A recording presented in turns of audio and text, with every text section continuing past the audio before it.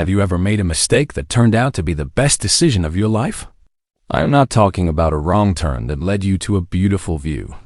I am talking about a genuine error, a click of a button you immediately regretted, something that cost you money you thought was wasted. That is exactly what happened to me. And that mistake, that simple, foolish oversight, is the only reason I still have a roof over my head today. Let me take you back to the beginning. It was a typical Tuesday evening. The kids were finally asleep. The house was quiet, and I was sitting right here at this kitchen table with my laptop. I was paying bills. Not exactly the most thrilling activity, I know. I was clicking through invoices for electricity, the internet, the car payment. My mind was anywhere but there. I was thinking about work deadlines, about what to make for dinner the next day, about the funny noise the car had started making. I was on autopilot. And that is when I saw it.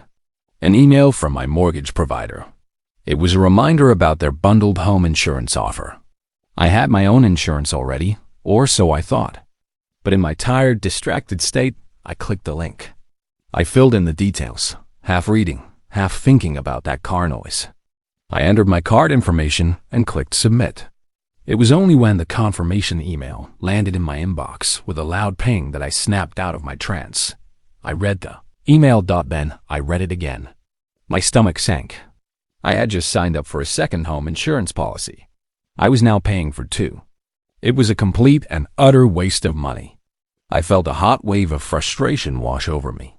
How could I be so careless? I immediately called their customer service line, but it was after hours. I was stuck with this mistake until the morning. I went to bed annoyed with myself, vowing to cancel it first thing. I remember telling my wife, Sarah, about it. She just smiled and said, "Do not worry about it, love. Just sort it in the morning. It is only one day." But for me, it felt like a symbol of everything. Of being too busy, too distracted, not paying enough attention. That mistake played on my mind.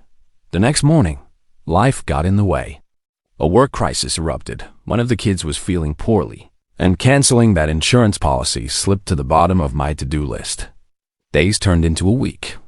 I would see the email in my inbox, a little digital reminder of my failure to pay attention. I would think, I will do it later. Later became the following week. And then, it just became one of those things. I set a calendar reminder to cancel it before the next payment was due, and I mentally wrote off the first payment as a stupid tax. A fee for not being more focused. Little did I know that so-called stupid tax was about to become the most valuable investment I had ever made. Fast forward 3 months. Life had returned to its normal, hectic pace. The mistaken insurance policy was a forgotten footnote, a line item on my bank statement I had learned to ignore. Then, it happened.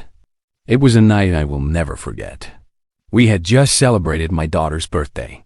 The house was still littered with balloons and wrapping paper. We were all exhausted but happy. The storm that night had been forecast, but we were used to a bit of wind and rain. This felt different. This felt angrier. The wind was howling, a proper gale force wind that made the windows rattle in their frames. We decided to turn in early, hoping the noise would settle. I must have fallen into a deep sleep because the next thing I knew, it was the middle of the night. And something was wrong. It was not the sound of the wind that woke me. It was another sound. A sound that should never be heard inside your own home. A cracking, splintering, groaning sound coming from directly above us. I sat bolt upright in bed, my heart hammering against my ribs. Sarah was awake too, her eyes wide with fear in the darkness. "What was that?" she whispered. Before I could answer, a deafening crash shook the entire house. The sound was immense, like thunder exploding inside the attic. Dust and bits of plaster rained down from the ceiling. I fumbled for the bedside lamp, but the power was out. I grabbed my phone, my hand shaking so badly I could barely turn on the torch. I swung the beam of light across our bedroom ceiling, and that is when I saw it. A crack. A long, jagged crack snaking across the plaster. And it was growing wider even as I watched. My mind raced. A tree. Had a tree fallen on the house? "Get the kids," I shouted to Sarah. "Get them now, get out of the house," we scrambled, grabbing the children from their beds, half asleep and terrified, and we stumbled down the stairs and out into the stormy night. The rain was lashing down, soaking us in seconds. We huddled in the car, hearts pounding, as I called the emergency services. The fire brigade arrived quickly. They secured the area, their powerful torches cutting through the darkness. They went inside to assess the damage. I will never forget the look on the lead firefighter's face when he came back out. It was a mixture of professionalism and genuine shock. "Sir," he said, "you and your family are incredibly lucky. A large limb from the old oak tree in your back garden has come down. It has punched straight through your roof into the attic. The main supporting beam, the ridge beam that holds up the entire roof structure, has been severely compromised." If you had been in that bedroom any longer, he did not need to finish the sentence. The what-ifs were already screaming in my head. The initial shock gave way to a numb, cold dread. As the sun rose, we could see the full extent of the devastation. The roof was caved in on one side. The attic was destroyed. Water was pouring into the upstairs rooms, ruining ceilings, walls, everything we owned. Our home, the place we felt safest, was broken. And then the reality hit me. The cost. How on earth were we going to pay for this? We were not poor, but we were not prepared for a catastrophe of this scale. Rebuilding a roof, repairing structural damage, replacing all our damaged belongings. The figures swimming in my head were astronomical. This was not a repair bill. This was a financial disaster, Dot. And then, like a distant memory, it came back to me. The insurance. My proper home insurance. Thank God, I thought. Thank God we have insurance. We were safe. The house would be fixed. I remember feeling a wave of relief so powerful, it almost made my knees buckle. I found the documents, my hands still trembling, and I called the number. I explained the situation to the claims agent, ready to hear the reassuring words that everything would be taken care of.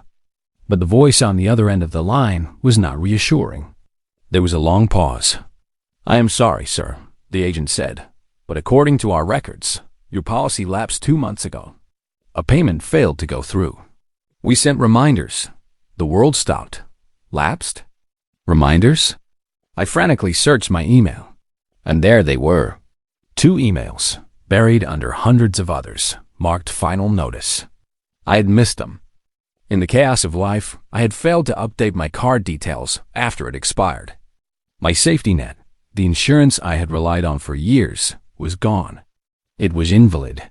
The relief I had felt just moments ago evaporated, replaced by a crushing, suffocating despair. I slid down the wall onto the floor of our temporary hotel room, the phone dropping from my hand. It was over. We were going to lose our home. We could not afford to fix it. How could I have been so stupid? Twice. First, I missed the renewal, and second, I was about to cancel the backup policy. The backup policy. The mistake. The foolish, accidental, redundant home insurance policy I had bought 3 months ago. The one I had been so annoyed about. The one I was still planning to cancel. Was it still active? Had I canceled it already? My mind was a blur. I could not remember. I scrambled to find the confirmation email from the mortgage provider. My breath caught in my throat as I typed the search terms.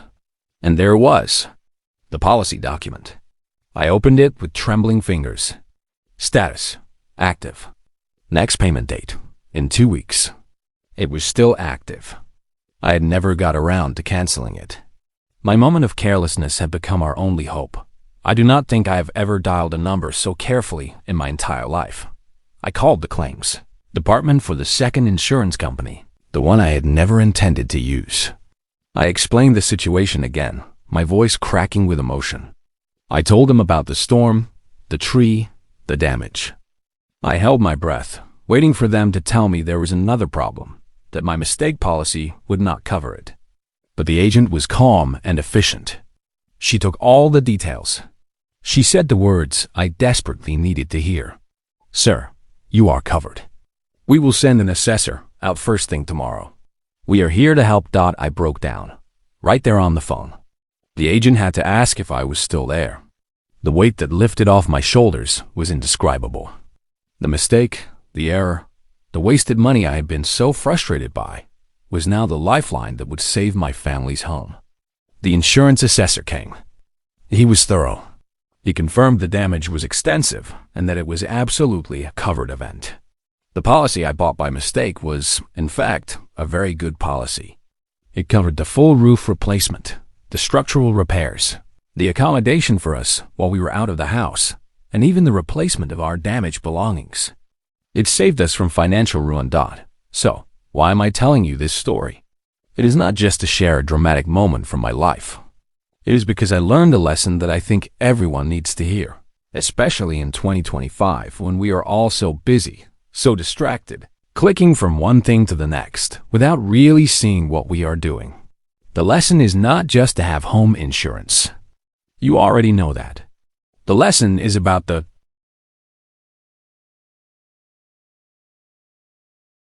fragility of our safety nets. We set things up and assume they will just work forever. We assume the direct debit will always go out, that the policy will auto-renew, that the email reminders are just spam. My story is a cautionary tale. Please, do not be like me. Do not operate on autopilot with the things that matter most. Take 10 minutes, today, not tomorrow, to check your home insurance policy. Is it active? Is the payment method up to date? Do you understand what it covers? Is it enough to rebuild your home if the worst happens? Look at it properly. Do not just assume. That one small action, that moment of focused attention, could be the difference between saving your home and losing it. My mistake was buying a policy I did not need. But my bigger mistake was nearly letting my primary policy lapse without even realizing it. Our home was repaired. It took months, but the insurance company was fantastic. We are back in our house now. The new roof is stronger than the old one. There is a new beam in the attic, a solid piece of wood that I sometimes just go and look at. It is more than a beam to me. It is a symbol of a second chance. A second chance made possible by a first mistake. Life is funny that way. The very things we regret, the errors we beat ourselves up over, can sometimes be the universe's way of putting a safety net where we did not even know we needed one. So I leave you with this question. When was the last time you really checked your safety net? Is it still there, strong and reliable? Or is it fraying, without you even noticing? Do not wait for a storm to find out. Learn from my story. Be proactive. Be present. And maybe, just maybe, give yourself a little grace for the mistakes you make along the way. You never know which one might save you.